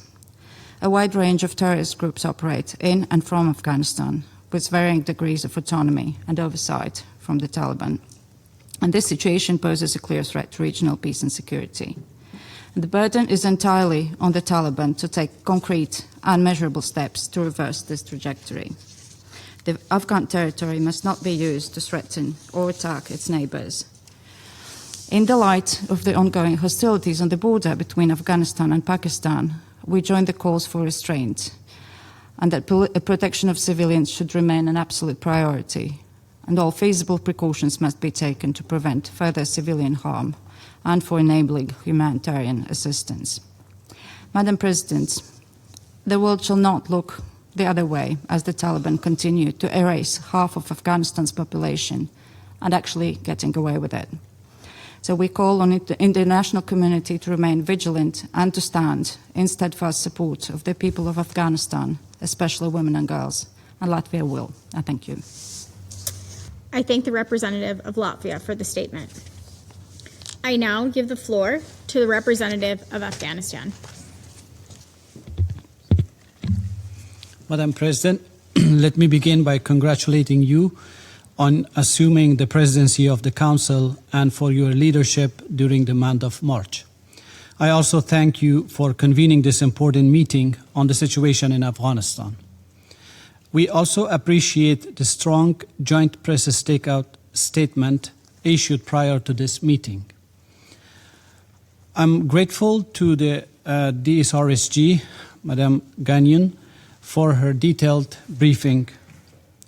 I thank the previous speakers for reaffirming their support for the people of Afghanistan, particularly women and girls. Madam President, yesterday marked the International Women's Day, an important moment to reflect on the challenges faced by millions of women around the world. I wish to pay tribute to the courage and determination of all women, especially the women of Afghanistan, who are engaged in a historic struggle for freedom, justice, and lasting peace. The most meaningful way to honor their commitment and sacrifice is to support their efforts to reclaim their rightful place in society and in the international community. Madam President, in five months, it will mark 5 years since the Taliban imposed their rule in Afghanistan. It is now evident to the international community and to this Council that during this period, the Taliban have taken no meaningful steps toward change, moderation, or engagement with the realities and needs of the people of Afghanistan. On the contrary, their policies have grown increasingly rigid, exclusionary, and repressive.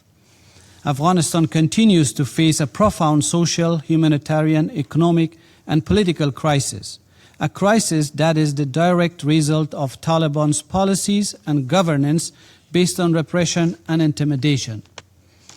The systematic deprivation of women and girls of their fundamental rights and freedoms, the dismantling of inclusive institutions, widespread human rights violations, targeted killings of former security forces and civilians accused of armed opposition, rising poverty, and deepening despair have collectively pushed Afghanistan toward isolation and toward the brink.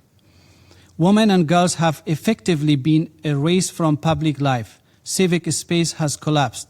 Economic structures have deteriorated dramatically.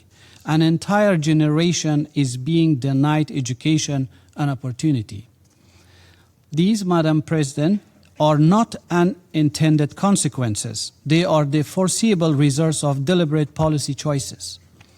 The United Nations, international partners, and donor countries have played a crucial role in preventing a large-scale humanitarian catastrophe, and we express our sincere appreciation despite the many challenges and impediments. However, humanitarian assistance is not a sustainable solution. It cannot substitute for political legitimacy, responsible governance, or sustainable economic recovery. The recent decline in humanitarian funding against a backdrop of persistent and growing needs is deeply alarming. Madam President, the Taliban, who were themselves a primary driver of instability over the past 2 decades, now speak of bringing security and stability, yet their actions tell a very different story. A nation has effectively been pushed into isolation and taken hostage by a male-dominated group, ruling through coercion, centralized authority, and distorted interpretation of Islam against the will of the Afghan people. The proliferation of radical madrasas, the suppression of inclusive education, the consolidation of power through repression, kidnapping and hostage-taking of Afghan and international citizens, and the continued links with the presence of international terrorist groups on Afghanistan soil are creating dangerous conditions for insecurity and instability in Afghanistan, in the region and beyond. Contrary to the commitments made under the Doha Agreement, the Taliban have provided a permissive environment for international terrorist groups. This was once again confirmed in the 16th report of the Security Council Sanctions Monitoring Team. This endangers first and foremost the people of Afghanistan and poses a serious threat to regional and international security. We are already witnessing the dangerous spillover of these dynamics. The continued Pakistani airstrikes since 22 February have resulted in civilian casualties and escalating tensions with exchanges of artillery, drones, and ground assaults. According to UNAMA, as of 7 March, there has been at least 187 civilian casualties, 55% of whom were women and children. Such actions are unacceptable and must come to an immediate halt. Let me be clear, just as the Taliban do not represent Afghanistan, its people, its culture, or its authentic Islamic values, the violence arising from their policies, including the harboring of terrorist groups, does not represent the will of Afghan nation. As we stated in our official complaint submitted to this Council on 22 February, we call on this Council to address this aggression and urge Pakistan to immediately cease strikes against civilian areas and vital infrastructure in Afghanistan, including facilities representing 2 decades of investment by the Afghan people and international partners. Such actions constitute a violation of territorial integrity and the principles of United Nations Charter, international law, and norms of good neighborly relations. We unequivocally condemn terrorism in all its forms, including its instrumentalization, sponsorship, and the provision of safe havens. Terrorism is our common enemy. Counterterrorism must be genuine, non-selective, and grounded in a comprehensive strategy consistent with international law. The Afghan people have suffered from terrorism for decades and must not once again become victim of irresponsible and politicized policies and proxy wars. Combating terrorism in Afghanistan can only be achieved through a responsible, legitimate, and inclusive government, one that reflects the will of the Afghan people and honors Afghanistan's international obligations. Madam President, after 5 years, the status quo in Afghanistan is neither acceptable nor sustainable. Efforts under so-called pragmatic engagement to normalize or accommodate this reality will not bring peace, stability, or prosperity. What is needed now is a renewed and coordinated international engagement under the leadership of the United Nations with the support of this Council to facilitate the emergence of a legitimate and inclusive political and constitutional order grounded in the will and aspirations of the Afghan people. Any essential engagement with the Taliban must remain principled and conditional, linked to measurable progress on human rights, inclusive governance, and counterterrorism. Accountability mechanisms, including the independent investigative mechanism in Geneva, and humanitarian and economic assistance to Afghan people must be supported. In this regard, the role of UNAMA remains essential. As we consider the renewal of its mandate, we express appreciation to the UNAMA team for their continued efforts and support the extension of its mandate. At the same time, a strong and effective mandate, together with the appointment of a capable, impartial, and dedicated special representative of Secretary General committed to human rights principles, will be critical to ensuring the balanced implementation of all 3 pillars of the mandate, including the political component. The Security Council has a central responsibility. What is required is a unified, principled, and coherent approach. Only through such an approach can we help create the conditions for emergence of a responsible, accountable, and inclusive government that respects the fundamental rights of all Afghans, including women and girls, and fulfills Afghanistan's international obligations. Madam President, allow me to conclude by outlining what the people of Afghanistan seek. They seek a country where every child can go to school. They seek a system where women can work, learn, and live with dignity. They seek accountability for those who torture, execute, and oppress, not impunity. They seek counterterrorism measures that are principled and lawful, not selective and politicized. They seek governance that reflects Afghanistan's diversity, not one that excludes. These are aspirations of Afghan people. These are universal rights. These are the commitments Afghanistan accepted when it joined this organization in November 14, 1946. We committed ourselves to faith in the fundamental human rights, in the dignity and worth of the human person, and in the equal rights of men and women. And those commitments do not expire because the Taliban say so. The people of Afghanistan who have endured decades of conflict and hardship deserve peace, dignity, justice, and hope. Our collective responsibility is to stand with them and ensure that Afghanistan moves toward ensuring peace, stability, and prosperity. I thank you. I thank the representative of Afghanistan for the statement. I now give the floor to the representative of India. Madam President, I congratulate the United States for assuming the presidency of the Council and thank you for giving me the floor. I thank Ms. Georgette Gagnon, the head of mission and deputy SRSG of UNAMA, for her briefing. India has deep-rooted and civilizational bonds with our contiguous neighbor Afghanistan. Our history of close ties keeps guiding us in the current context, a situation when the proud people of Afghanistan need the world's assistance. Over the years, India has continued to strongly advocate for peace and stability that could aid development in Afghanistan. Our participation in the Doha Working Group meetings underlines this commitment. Madam President, India prioritizes capacity building and humanitarian assistance initiatives for the Afghan people. With more than 500 development partnership projects spread across all 34 provinces of Afghanistan, we are deepening our engagement in healthcare, public infrastructure, and capacity building. We continue to work with UN agencies as well as with agencies such as the Afghanistan Red Cross Society in food security, healthcare, education, and sports. The visits of Afghan ministers last year are helping us ensure that this aid is reaching those who need it the most. Since the last briefing in December 2025, India has made significant progress in advancing healthcare support in Afghanistan.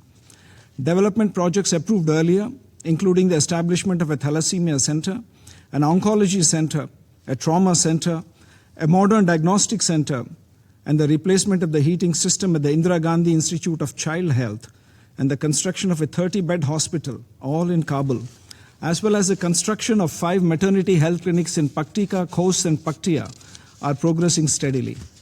In the last 3 months, which is the reporting period for the UNSC's report, India delivered more than 1 million doses of immunization vaccines for children and 9.5 tons of anti-cancer medicine. In the coming months, we aim to deliver over 17 million additional doses of preventive vaccines to further strengthen Afghanistan's national immunization program. This is India's investment in the future of Afghanistan. Over the past 4.5 years, my country has supplied 50,000 tons of wheat, 380 tons of medicines and vaccines, and 40,000 liters of pesticides. Following the 2 earthquakes last year, India was among the first to provide humanitarian assistance to the tune of 60 tons of food items, 42 tons of earthquake relief materials, and 73 tons of essential medicines. In partnership with the UN Office on Drugs and Crimes, we have provided 68 tons of medical supplies and 32 tons of social support items for the rehabilitation of drug addicts.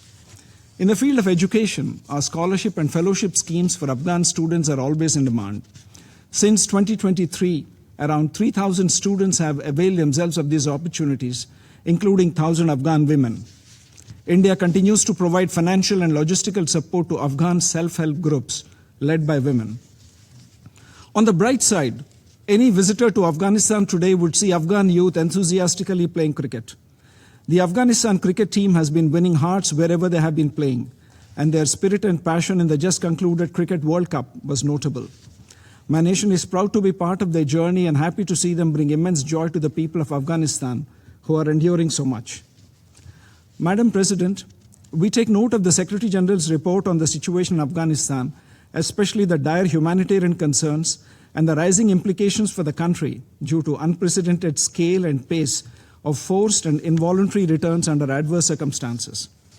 Acute food insecurity and climate and natural hazards have led to 45% of the population requiring humanitarian assistance this year, which is a dire situation that needs the world's attention.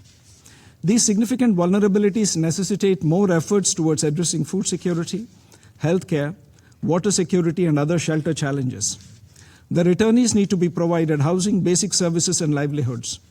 We add our voice to the Secretary General's call on member states to uphold their international obligations in relation to protection, including the principle of non-refoulement, and ensure that returns are voluntary, safe, dignified, and accompanied by sustained support for reintegration of returnees into communities. The Secretary General's report also expresses deep concern at civilian casualties caused by cross-border armed violence.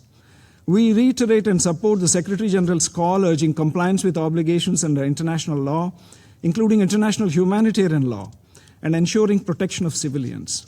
India strongly condemns the airstrikes on Afghan territory, which are flagrant violations of international law and the UN Charter and the principle of state sovereignty. It's hypocritical to espouse high principles of international law and Islamic solidarity on the one hand, while mercilessly carrying out airstrikes during the holy month of Ramadan that have killed 185 innocent civilians as of 6th March, around 55% of whom are women and children, and displaced over 100,000 according to the UNAMA on the other. We also reiterate a grave concern on the practice of trade and transit terrorism by denial of passage for trade and the cynical closure of access for a landlocked country. UN declarations on LLDCs sound hollow in the face of such actions. The trade and transit vulnerabilities of LLDCs should not be weaponized. This is a violation of WTO norms and of the UN Charter and international law.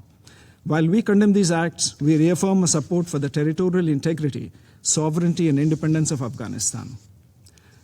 Madam President, terrorism remains a global scourge afflicting humanity, and only coordinated efforts of the international community would ensure that ISIL and Al-Qaeda and their affiliates, including the Lashkar-e-Taiba and the Jaish-e-Mohammed, and the proxies of LET such as the Resistance Front, along with those who facilitate their operations, no longer indulge in cross-border terrorism.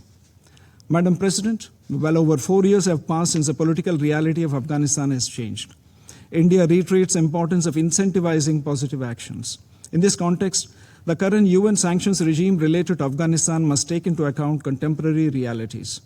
We call on the United Nations and the international community to shun this business-as-usual approach and adopt nimble policy instruments that bring sustainable benefits for the Afghan people who have endured suffering for so long.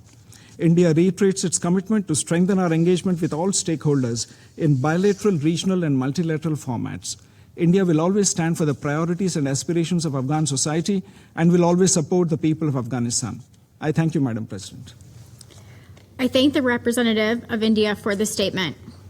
I now give the floor to the representative of the Islamic Republic of Iran. In the name of God, the compassionate and merciful, Madam President, Excellencies, I thank Ms. Gagnon, Deputy Special Representative, for her briefing. We take note of the Secretary General's latest report on the situation in Afghanistan and activities of UNAMA.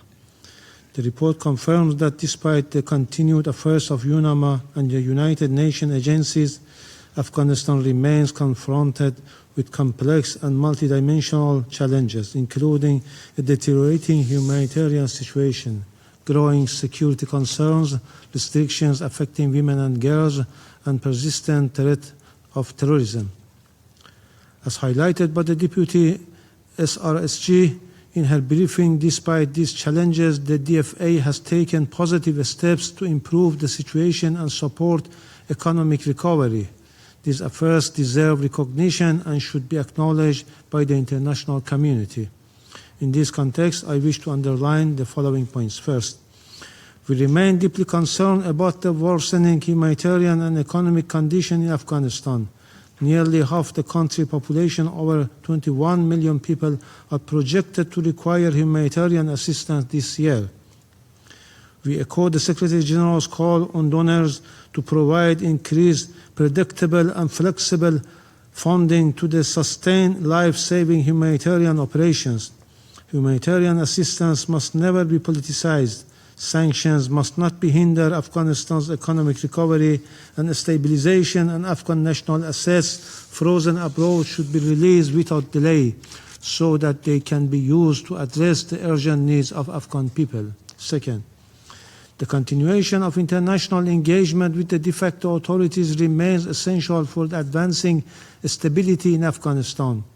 Meaningful and pragmatic engagement is necessary to address the humanitarian and economic crisis and to promote responsible governance.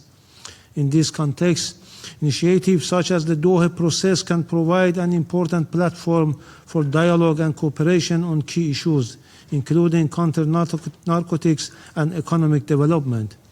Iran has actively and meaningfully participated in working groups on counter-narcotics and private sectors held on 3 and 9 February. As part of this process, in this regard, Iran welcomed the report on the reduction of opium cultivation in Afghanistan. However, without effective support for alternative crops and sustainable livelihood for Afghan farmers, many may be forced out of economic necessity to return to opium cultivation. Third, the continued deprivation of women and girls of their rights to education and employment in Afghanistan is a matter of serious concern. Such restrictions on education, employment, and public participation are incompatible with the teaching of Islam and with human dignity. We call on the de facto authorities to reserve these restrictions. However, we believe that constructive engagement remains the most effective path to promote responsible conduct, uphold human rights, including the rights of ethnic groups and women. Fourth, the threat posed by the terrorist group in Afghanistan remains a grave concern. Afghanistan must not become a haven for terrorism. Likewise, the territory of Afghanistan must not be used to threaten or harm other states, especially neighbors. At the same time, military escalation and cross-border hostilities are deeply concerns and risk further destabilizing the region. Dialogue and diplomatic engagement remain the only viable path to addressing these tensions. We call on all parties to exercise restraint and to resolve their differences through diplomatic solution and peaceful means. Fifth, neighboring and regional countries remain on the front line of the consequences arising from the situation in Afghanistan. At the same time, regional initiative and cooperation mechanism among neighboring countries play an indispensable role in supporting sustainable peace, security, and stability in Afghanistan. The Islamic Republic of Iran shares a long border with Afghanistan, and for more than 4 decades has hosted millions of Afghan nationals. During this time, Iran has provided Afghan refugees with access to education, healthcare, and other essential services. This long-standing commitment reflects Iran's continued dedication to supporting the Afghan people and promoting stability and security in Afghanistan and the wider region. Yet, the ongoing unprovoked and unjustified war of aggression launched by the United States and Israeli regime on 28 February against the Islamic Republic of Iran has created a grave and dangerous situation for civilians. This war of aggression has involved deliberate attack and targeting against civilian and civilian infrastructure and densely populated areas, especially across several major Iranian cities where the millions of Afghan nationals also reside. Finally, UNAMA continues to play a vital and indispensable role in addressing Afghanistan's complex challenges and supporting the Afghan people. We reaffirm our support for extending the mandate of UNAMA for its effective and impartial implementation. Iran stands ready to continue close cooperation with the United Nations, regional countries, and all relevant stakeholders to promote stability, security, and a better future for Afghanistan. I thank you. The representative of Pakistan has asked for the floor to make a further statement. I give them the floor. Thank you, Madam President. I have been compelled to take the floor again after listening to remarks from the representatives of Afghanistan and India. Madam President, the so-called representative of Afghanistan, who in effect does not represent anyone but himself, must not abuse this forum to pursue his personal agenda. Sequestered in New York, Mr. Faik, my friend, is completely cut off from ground realities. And he chose to selectively comment on some aspects of the situation, particularly with reference to Pakistan. So therefore, the value and credibility of his remarks are in serious doubt. Pakistan's legitimate counter-terrorism operations are not directed against the brotherly people of Afghanistan and are only meant to neutralize the persistent threat of terrorism emanating from Afghan soil, and our actions are in full conformity with the right to self-defense and international humanitarian law.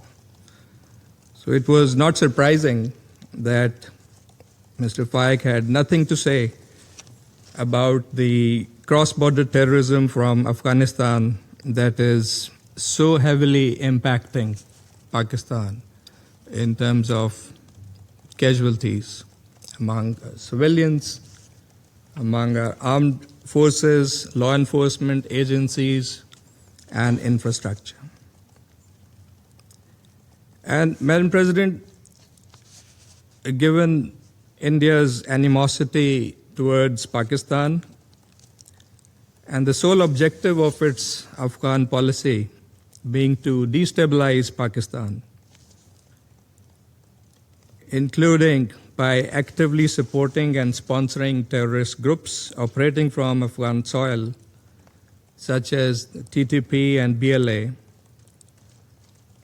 the remarks of the Indian representative come as no surprise. India's representative deliberated at length on the security situation in Afghanistan. He mentioned civilian casualties and border clashes, but had not a word about the terrorist threat emanating from Afghanistan, which has targeted Pakistan and which many council members have highlighted in their statements. But there is a reason for that. It is India's complicity in all of this. We have provided irrefutable evidence of India's collusion with terrorist groups that are engaged in orchestrating violent attacks against Pakistan. One can sense India's pain in seeing its heavy investment in the Afghan terrorist franchise going to waste as a result of Pakistan's precise and effective action against terrorist camps and support bases inside Afghanistan. And the world needs no lectures from a serial violator of international law like India, a state that illegally occupies territory, violates UN Charter and Security Council resolutions, perpetrates state terrorism in the Indian illegally occupied Jammu and Kashmir, and beyond, systematically marginalizes its minorities, spreads hate, even weaponizes water with the express goal of starving Pakistan's population, and continues to use disinformation as a state policy. And the list goes on. So, Madam President, while India has always played the role of a spoiler in Afghanistan, Pakistan has engaged responsibly in promoting peace, stability, and prosperity in Afghanistan. But these goals can only be promoted if the Taliban regime fulfills its commitments with respect to counterterrorism, inclusive governance, and upholding the rights of Afghan women and girls, three key areas that were highlighted by the Council members in today's discussion. India in particular must cease and desist from its policy of stoking terrorism inside Pakistan from Afghan soil, now together with their newfound friends in the Taliban regime. While India has long played this dangerous game, we will not allow their sabotage and subversion from Afghan soil to nourish and harm Pakistan. Thank you. I thank the representative of Pakistan for the statement. The representative of India has asked for the floor to make a further statement. I now give them the floor. Madam President, I could not have expected anything better from the esteemed representative of Pakistan. The laundry list that is regurgitated ad nauseum at every meeting of the Council and waste the time of this august body is well known. I reiterate what I have said in my statement. India's assistance is directed at the friendly people of Afghanistan. What we have done in Afghanistan is known to the people of Afghanistan and to the international community. I need add no further comment. As far as problems in Pakistan are concerned, Pakistan would do well to look in the mirror and look at problems within, rather than blame my country for what it faces. Thank you, Madam President. I thank the representative of India for the statement. The representative of Afghanistan has asked for the floor to make a statement. I now give them the floor. Thank you, Madam President. I just wanted to react and use the right of reply to the remarks made by my dear friend, Ambassador Ahmad. I just wanted to echo that the current status quo in Afghanistan is one of the wrong policies of our neighboring countries, particularly those who provided the same groups and supported them in the past 2 decades. And we hope that the current situation can be a good opportunity to learn from the past experiences and correct the policies. And we have to fight and combat the terrorism without any distinction. And we have condemned in our statement that terrorism is the common enemy, and we should always fight against terrorism without any distinction. And terrorist groups are all the same. The situation in Afghanistan today, we share the sufferings of our neighboring countries, particularly Pakistan and the people of Pakistan.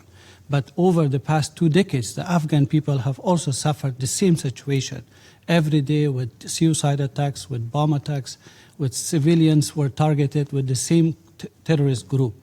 And we have always been asking the Council, and we have been always condemning the terrorism and asking our neighboring countries to fight against terrorism without any distinction. So that is something that we wanted to share, and we are hopeful that the current situation can really provide an opportunity for creating a legitimate government, a government that's committed to international obligations and also to the protection of the rights of Afghan people, and can help create a state that Afghan people can live in peace with itself and also with its neighboring countries. Thank you. I thank the representative of Afghanistan for the statement. There are no more names inscribed on the list of speakers. I now invite Council members to informal consultations to continue our discussion on the subject. This meeting is adjourned.